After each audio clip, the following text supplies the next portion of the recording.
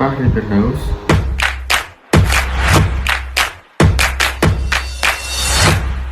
Jadi, di video kali ini saya akan membahas bagian materi pertemuan ke-12, materi tentang membangun human capital atau modal manusia berkualitas unggul.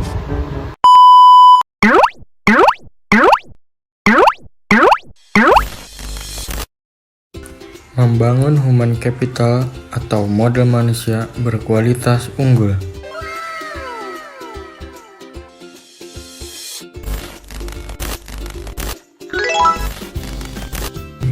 Poin pertama ada human capital dan manajemen. Yang pertama ada SDM, yaitu sejarah peradaban manusia membuktikan bahwa manusia mampu menciptakan jauh lebih banyak informasi dari yang diserap oleh manusia itu sendiri, dan dapat mempercepat perubahan jauh lebih cepat dari manusia yang mengikutinya.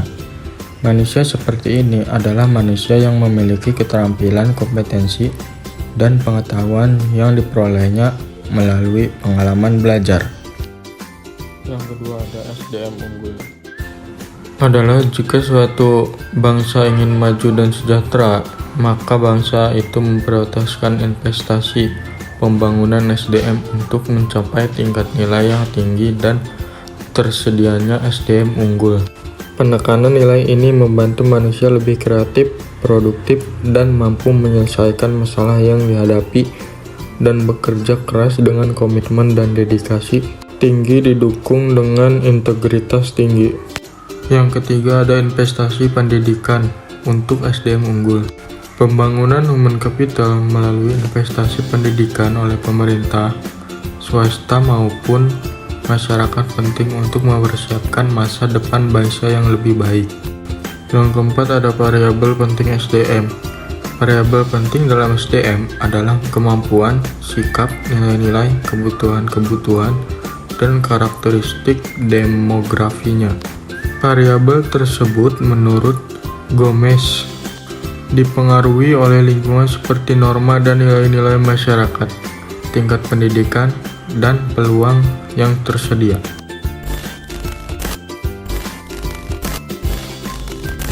Masih di poin yang sama, human capital dan manajemen. Yang kelima ada pentingnya manajemen SDM. Sifat SDM selalu berkembang dinamis, baik jumlah maupun mutunya. Maka untuk memperoleh perkembangan antara SDM yang tersedia dengan tingkat perkembangan ekonomi pada tahap tertentu, diperlukan manajemen SDM yang tepat pada tingkat nasional dan daerah. Yang keenam ada penekanan kualitas SDM. Yang ke-1, kualitas spiritual meliputi aspek iman, takwa, dan moral. Yang kedua, kualitas masyarakat dan berbangsa, termasuk kesetiakawanan sosial, rasa tanggung jawab, dan disiplin sosial. Dan yang ketiga, kualitas kekarya yang meliputi 1 faktor pribadi, yaitu kecerdasan, pengetahuan, keterampilan, dan mandiri. 2. Faktor lingkungan dalam organisasi seperti situasi kerja dan kepemimpinan. Dan yang terakhir ada kebutuhan SDM di Indonesia. Dari pandangan di atas ditegaskan SDM yang diperlukan Indonesia adalah orang yang cakap, dapat dipercaya, memiliki motivasi tinggi, memiliki kemampuan dan kecakapan, menciptakan iklim hubungan yang produktif, dan mengembangkan iklim kerjasama tim yang solid.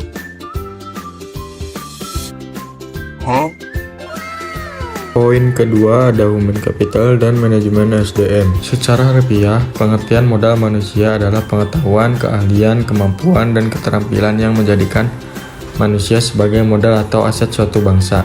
Human Capital Management oleh Gaspar 2012 dikenal juga sebagai manajemen talenta, yaitu suatu SDM yang terkait dengan proses pengembangan SDM dan memperkuat kedudukannya dalam suatu lembaga, memeliharanya, dan mengembangkan SDM dan menarik sebanyak mungkin SDM yang memiliki kompetensi, komitmen, dan karakter agar organisasi menjadi lebih berkualitas.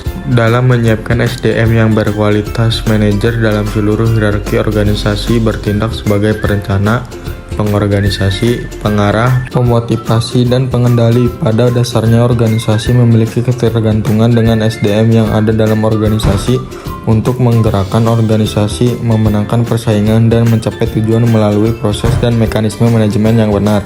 Dalam Human Capital, MSDM adalah penggunaan dan pengaplikasian fungsi-fungsi manajemen yang memfokuskan perhatiannya pada pengelolaan dan pengaturan peranan SDM dalam suatu organisasi.